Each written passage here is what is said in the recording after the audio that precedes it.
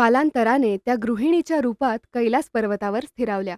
याच काळात त्रासदायक तारकासूर नावाचा एक राक्षस उदयास आला.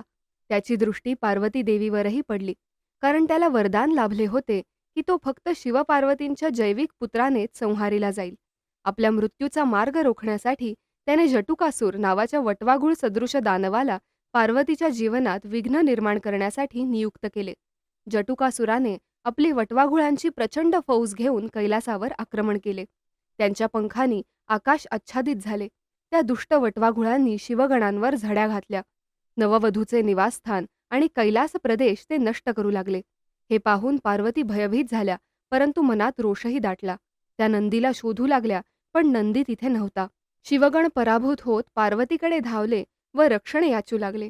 पार्वती रडत रडत तपश्चर्येच्या अवस्थेत असलेल्या शिवाकडे निघाल्या, परंतु शिव आपल्या तपातून उठू शकत नव्हते. ऐका हो ऐका मराठी पॉडकास्टच्या पुढील अपडेट्ससाठी आमच्या चॅनलला सबस्क्राईब करा व बेल आयकॉन प्रेस करायला विसरू नका. धन्यवाद.